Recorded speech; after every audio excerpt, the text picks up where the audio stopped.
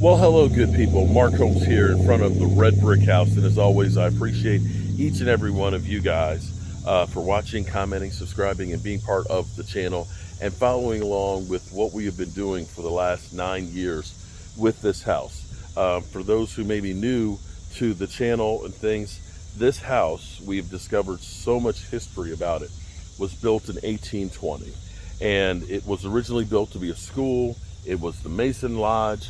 The closing battle in the Shenandoah Valley, 1 month before Lee surrendered, happened from the Plum House. There was a battle line that went all the way through the cemetery.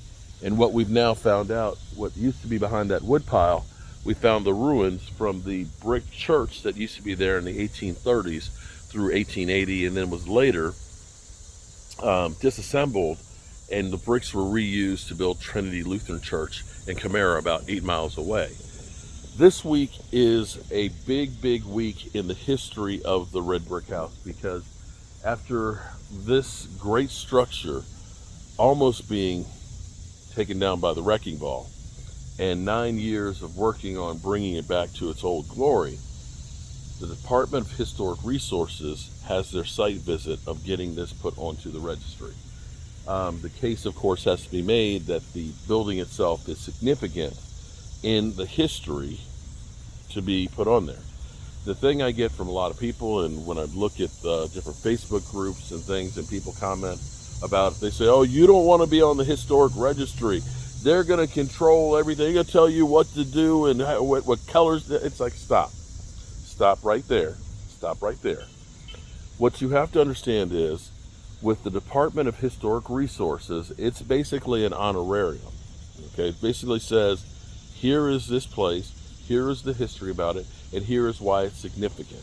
Now, that does not mean that when you have a historic home that there aren't restrictions, but that is not done because solely it being designated by the Department of Historic Resources. More than anything else, it's the local jurisdiction. If you end up buying a home, like let's say Old Town Alexandria, or I did work on Embassy Row on Mass Avenue in DC, areas and neighborhoods that are deemed historic, some jurisdictions will have rules and regulations on what you can do. For example, in Old Town Alexandria, you can't change the windows or the glass or the facade at all, because they want it to look like it did originally.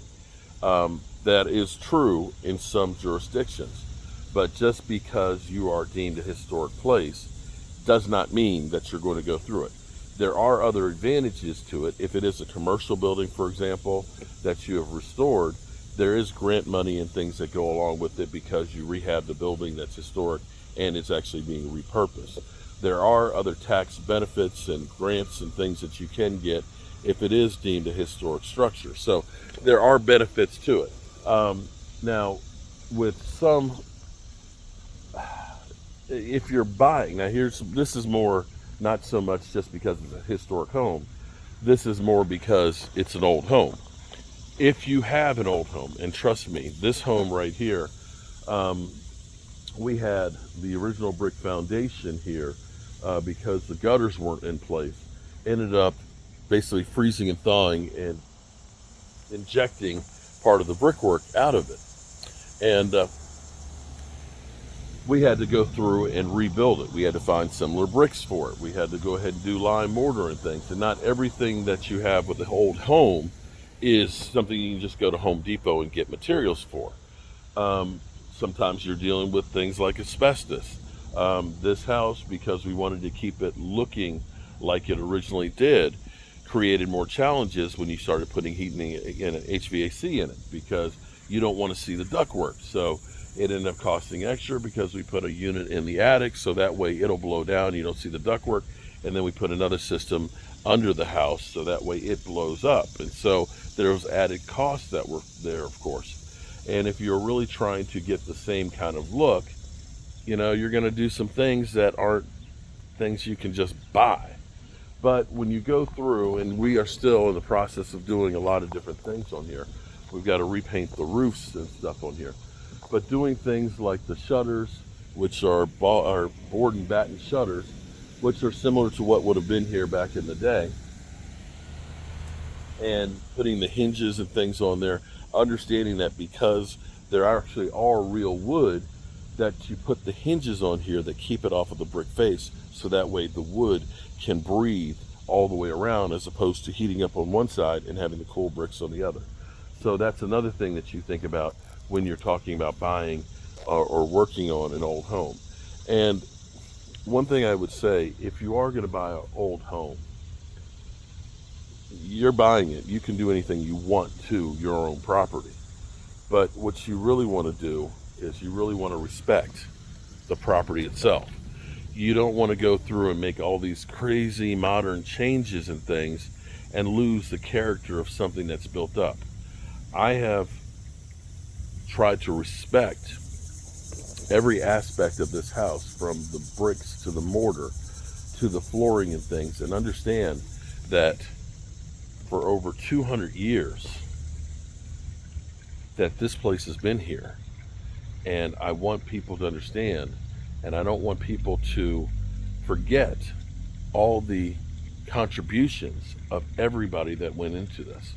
See, people think of history as 100, 200 years ago, but the history never stops. The history is continuous. And maybe 100 years or 200 years from now, somebody will be standing out here and they'll talk about when the Holmeses saved the house, in the same way I talk about David and Mary selling the land to William Brown.